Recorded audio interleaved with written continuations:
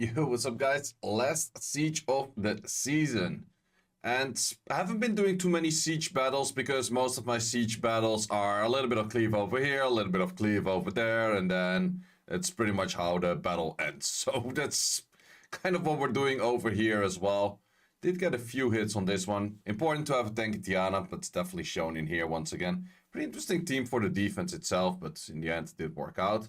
But yeah, just gonna talk about my battles as normal. Gonna talk about what the next stage is, what our current rank is, and stuff like that. What we see in like siege defense meta these days is a lot of these Dok Lords. This one is definitely one of those longer battles, so I'm just gonna speed it up a little bit. Main thing what you want to do is just Oblivion everything. I could have died here if it procced a little bit more times.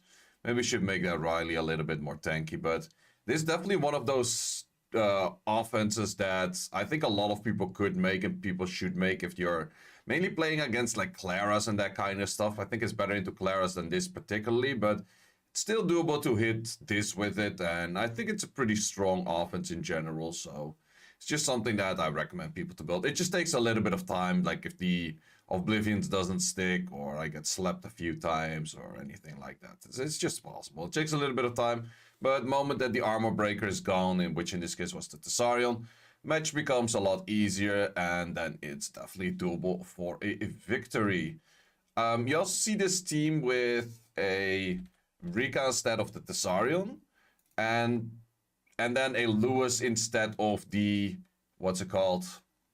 Lewis instead of the Riley, which is also pretty good, especially in that combination is definitely good. This is definitely an interesting one. At first I thought I hit the Wind Dokkaebi Lord, but someone actually put the Fire Dokkaebi Lord on defense. Was that just a defense to say like, hey, you expect it to be wind, but it's actually fire, therefore you lose? I'm not sure. I don't think the fire one is that good at all in siege defense or arena defense. I've seen him being placed there maybe for the same thing there as well. I have been using him somewhere else. Will probably be the video of tomorrow. I think it is actually a pretty good unit. But siege defense wise, nah, that's not really his place to be, that I would say, that where he does anything. Like sure he has the destroying stuff, but you need to put him next to a whole bunch of good dodders. Plus, it's hard to get him to the point where you can just simply snipe him or something like that. Then a good old team with a Kiklet. Kiklet is no longer as great, and the main reason for that is that Kiklet is fairly simple to... Well, even if it did S3, there's very good odds that the S3 didn't really properly land. So in this case, we are stripped though, so it's not too great for how much damage we did. This is like, okay, I do have to hit it because... Well, the moment I get into a 2v2 here, there's pretty much no way for him to win. Like, the Camilla's too tanky, the Wusa will probably take, like, a whole bunch of hits, and, like, this 2v2 is pretty much winnable. So, I would say a Wusa on a fast set plus a shield is definitely a nice counter to Kiklets in net 5s right now. In net 4s, you still need different counters to it, but in net 5s, I think Kiklet is kind of weak of a unit at the moment, because... Kiklet only strips one debuff. So if you have 3 debuffs with the shield and then also, well, double shield technically because you have a shield from runes and a shield from the skill and then an immunity, it's very unlikely that they will actually get through anything. So in that case, something like this is definitely beneficial. I went for like the highest damage output possible on that Miang, and then damage on dark like 19% to be able to kill that Nikki pretty fast. So with that, it was relatively easy to do. Then I would say one of my favorite teams right now, I did really optimize it where Eon has an insanely good damage set. The main thing you want to do is always kind of chip damage something that you want to hit on that first time. So in this case 39k is it something that will always kill if the Perna is super tanky. It won't kill, but I don't think it would be the biggest problems if it does survive. And then I added damage on dark to for sure make sure that I killed this thing, which actually was a 69k. And then you definitely do enough damage. So Eon definitely does do a nice amount of damage. It's just that his skill 2 and his skill 1 are kind of lame. And his awakening is resistance. If they buff him in any kind of shape or way where they would make his S1 or S2 more interesting, or just simply give him crit rate, speed, or anything awakening, I think this unit would be very good. And even like PV or like RTA potential. But for now, it's just going to be in this siege hit. Just a quick side note thing. I didn't do all hits here yet, but this was kind of funny to look. This looked like a massacre, man. These guys were like playing to both get into the tournament, and we were like kind of safe in the tournament. So they went on like a super hard 1v1, and we kind of struggled to get our hits in. So for that reason, they just like chipped everything, and it kind of looked like a massacre. So I did damage on Dark, and I did 21.5k on that Lucian. That's pretty nice. Still don't have a Mirror, so I can't really do Mirror teams, but for the Dova team, it's also a faster one to outspeed.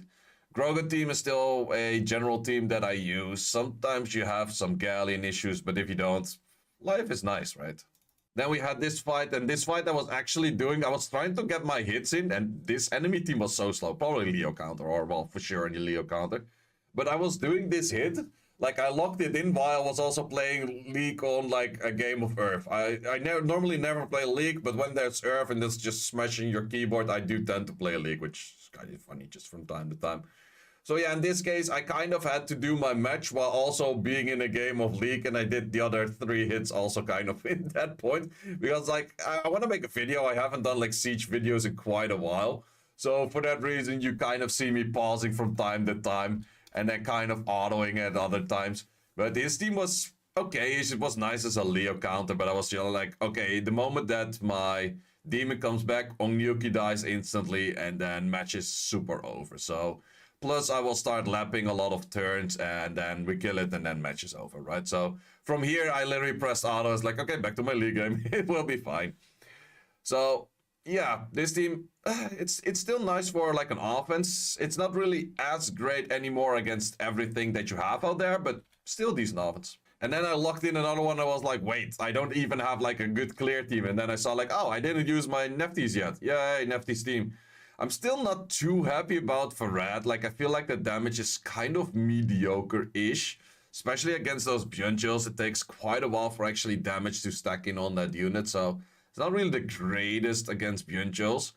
Would probably have to look into something that would work better than what I'm doing right now. But in this case, it did work out. And then my final hit of today, also the final hit for this Siege season. Pretty standard team. I do have 2 of those right now, so it's fairly easy to just simply use 2 of those all the time and just be able to clear that. It's just such an easy like play. Would this be kind of tricky into an Ayunu? Well, if I didn't land that, for example, it could have been a little bit more tricky, but then you would have started going more into healing, just hitting the Nora instead of the Ayunu, and I think you would be fine at some point anyways. You just kill the Nora first. Then Nora was on Despair, which I definitely do like as a build. Fire is definitely nice, but Despair is absolutely a nice build on Nora as well. Because you do have those, especially with Revenge together. Definitely do think it's strong. Can be an annoying unit. But in this case, we go for a guard crush, and we have the W over there with a 10-10 on that last siege. So with that all said, we are in the tournament. We are sitting over here at Origin. We also did manage to get rank 1, which is actually pretty cool. Never been in the guild that actually managed to get rank 1. We have rank 1 with quite a big of a gap because the other guilds were inting because they didn't want to play against I don't know who, what, where, or when. But they all started losing. Like, even this guild dropped out of top 4 because they wanted to lose them. So I don't even know, man. A siege tournament, I would say the bracket for us is pretty beneficial. We have, like, the guilds that are the high contenders on the other side kind of style. So pretty chill for us. So it will be a vacation for us for a few days for not having to play any sieges. I will do videos on each of the rounds that I play in. I guess I will be playing like all rounds that we have potentially as Origin. So, but all of those videos will be released after the tournament, so I don't show any of like the things that we're using or anything like that. But I will record all of them. I haven't been doing too many Siege videos as of lately. If you want to see more Siege videos besides just the tournament that you're gonna see also in like the regular season, let me know. But I must say my Sieges are getting a little bit more boring because I'm just like cleaving with a bunch of LDs, throwing a bunch of Feng Yangs at it, throwing a bunch of Sonias at it, and then the Siege most of the time is kind of over. Were you to ask about the prediction event for any server, there's always one thing that you could go for, and you would be right like 80 to 90% of the time. And that is, if you see the prediction event, choose anyone that's on the left side, because the left side is the higher seed placed guild. And with that, you're probably correct 80 to 90% of the time. Like, sure, it's not always there if someone kind of went for like an int match or anything like that. or that you have like a setup, whatever, or you have like an upset or whatever, but in most cases it's that the left guild has the higher odds of actually getting into winning. This is the guild of Scribble and Obaba, though I'm gonna give them the benefit of the doubt. And yeah, that's pretty much all there is for this siege video. Hope you enjoyed. If you like these kind of videos, hit the like button, subscribe to the channel, and see you as always in the next one. Thanks for watching. If you would like to see more guides, join the Discord and check out the content tab, which has the dungeon guide archive and the video guide archive, which contains all of the guides that you need. Hope to see you there.